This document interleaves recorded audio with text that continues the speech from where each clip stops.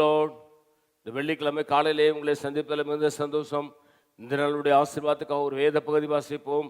அது ஓசியாவின் புஸ்தகம் 6ஆம் அதிகாரம் 3ஆம் வசனம். அப்பொழுது நாம் அறிவடைந்து கர்த்தரை அறியும்படி தொடர்ந்து போவோம். அவர் புறப்படல அருந்தோயம் போல ஆயத்தமாக இருக்கிறது. அவர் மழையைப் போலவும் பூமியின் பெய்யும் முன்மாறி பின்மறியைப் போலவும் நம்மிடத்தில் வருவார்.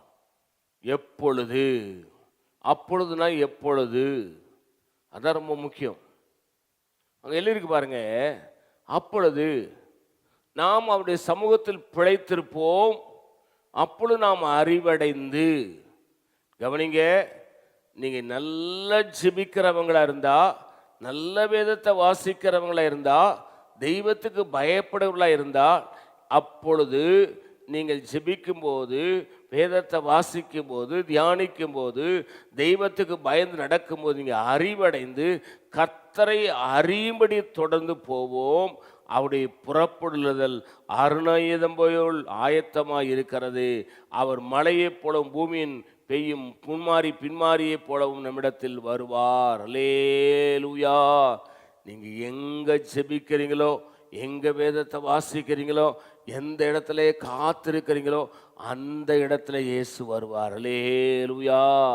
ஒரு நாலு சுவத்துக்குள்ளே ஜெபம் பண்ணாலும் சரி, சின்ன குடிசைக்குள்ளே ஜெபம் பண்ணாலும் சரி, உன்னுடைய பள்ளி அறையிலே ஜெபம் பண்ணாலும் சரி, உன் கல்லூரியிலே ஜெபம் பண்ணாலும் சரி, எந்த இடத்துல முழங்கால் படிட்டு கரங்களை உயர்த்தி இயேசுவோ இயேசுவேன்னு கூப்பிடுறியோ அங்கே அவர் வருவார், உன்னை ஆசீர்வதிப்பார்.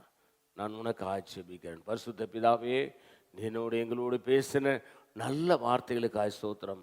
இந்த வார்த்தையின்படி ஆசீர்வதியும் இயேசு நாமத்தில் வேண்டிக் கொள்கிறோம் பிதாவே, ஆமேன். God bless you. கர்த்தர் உங்களை ஆசீர்வதிப்பாராக.